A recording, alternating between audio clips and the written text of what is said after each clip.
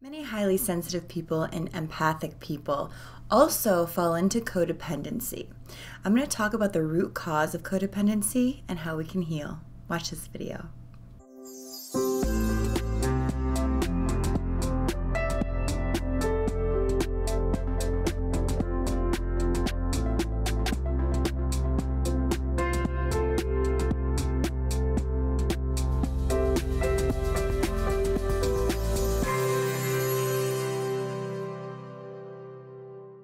I get a lot of emails lately asking me to describe more of the codependent narcissistic relationship.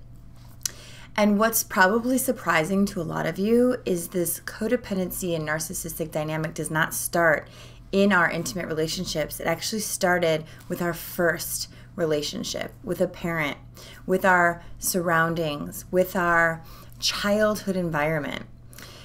It's hard to talk about these things because we don't want to place blame on people, but in my opinion, in my work, is all about enlightening people to understand that things are not our fault if we're not aware of them, but it is our responsibility to become aware. So there's a double-edged sword going on there. I feel like in my generation specifically, there's many of us who are waking up to our sort of high sensitivity, or the fact that we thought we were born that way or created that way or whatever you believe about it. But what happens when you're highly sensitive or empathic is there's a boundary issue.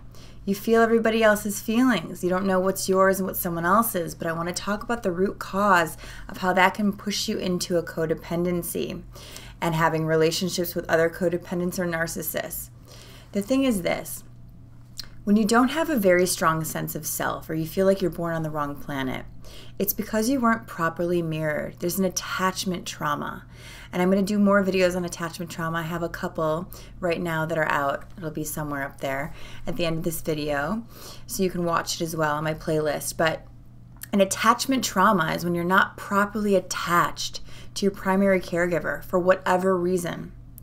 There's not an emotional bond. You're not feeling seen. You're not being validated. You're not feeling that I can attune to myself because my parent or my primary caregiver is not attuning to me. There's an emotional boundary there that creates an emotional boundary with yourself.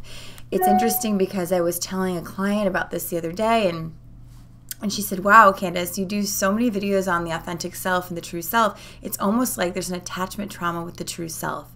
And this is what I thought was so brilliant about what she said is, when we have this attachment trauma, meaning something happened in our parents' life where they were not able to be there for us, or we have a narcissistic parent, or we have an alcoholic parent, any of these types of parents that cannot be a proper mirror for us of self, cannot mirror what we're feeling and say, oh, you're feeling that way because.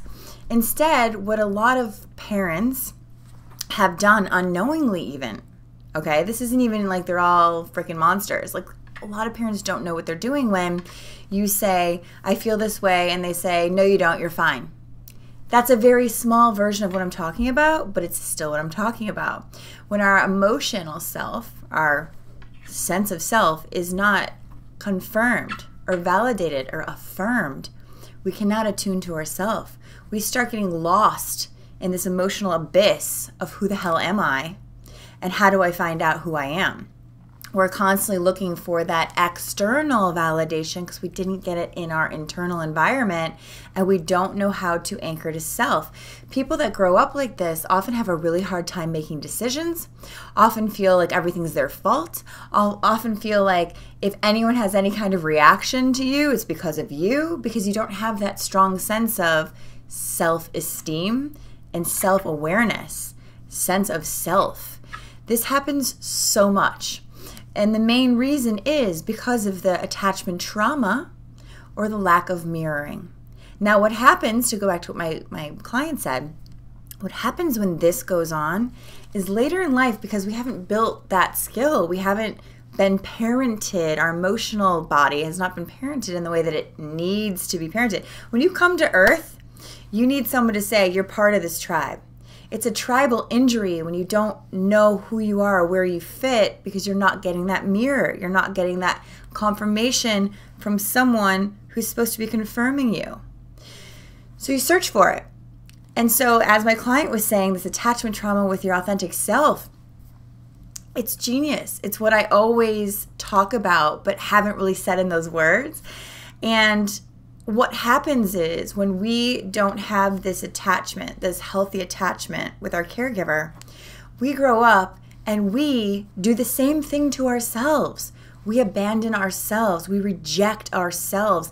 I said this in one of my last videos about how many highly sensitive people that come to me that have some of these wounds, I find have some type of health issue. Autoimmune issues are huge, where your body turns against yourself because your psyche has learned to turn against itself because there's something always against it.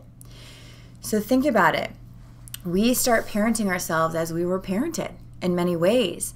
And one of the ways to start healing this is, like I always say, get real about how you feel so you can heal. But what does that mean? That means reparenting yourself. That means becoming the mirror that you really needed. I did a post on Instagram recently about moving to Malibu, getting out of the scene so I could actually be seen for who I truly am within myself, through nature, through tuning into my own natural rhythms, through attuning to myself. I've been doing it for years, but moving into nature was such a support. And so as we're tuning into ourselves and listening to how I feel and validating the shame, validating the pain, validating all the feelings that come up around this trauma of not ever getting confirmed. You can't ever find it outside of you. You search outside of you because you're looking for that person to finally confirm you, and it's got to come from you, unfortunately, at that point. So what we first do is we really attune to ourselves and our natural rhythms. We get to know ourselves in a different way by getting real about what we feel and looking at the shadow, looking at it, loving it, doing what you wish your parent or caregiver would have done. Where, hey, I'm feeling like shit today. Okay, that makes sense that you feel like shit today. This is what you were thinking. This is what happened. Complete validation of emotion. When we can validate what we feel, we heal. When we run from what we feel or don't know how to figure out what we feel or don't think we should feel what we feel, we constantly stay in this abyss of uncertainty, uncertain identity, low self-esteem, wavering confidence, not knowing how to make a decision, not knowing what we want, not knowing who we are. It's bullshit, you guys. We can heal this now. We get real about how we feel. We face our feelings. If it's too big and too much, please reach out to someone who can hold for you, who can talk you through it, who can be with you, because it can get really intense, I know. But once we start really being with ourselves in this way and attuning to our emotional selves, those things that trigger you stop triggering you. It's triggering you because it's so chaotic and it's so programmed into you, this conditioned self, this false sense of I'm not enough, this lie of I don't belong, I'm alone. You were made to think that. That's why you feel that way. But you're not alone. There's a whole bunch of people going through this, just not talking about it. I just like talking about it. But it's real. It's real shit, and it's happening to a lot of people. And if we can realize, oh, the reason I feel this way is not because of me, it's because of what I experienced, then we can start to upgrade all of these childlike perceptions of self into our higher self and start living as our authentic self. It's a huge subject. I'm going to be doing this a lot. I feel like it's really important. I feel like going into it's really important. I just want to let you guys know I'm launching my monthly membership program to be talking about all these things on a regular basis. It's going to be called Truth Room Tribe. It's everything I talk about on the Truth Room. And I'm going to do live Q&As, and I'm going to have you guys talk it all out with me if you want, or you can just listen. I've got meditations and tools to help you get back to your true authentic self and live as fully as you always deserve to live. So I love you guys. Please don't forget to subscribe and share, and I'll see you soon. Namaste.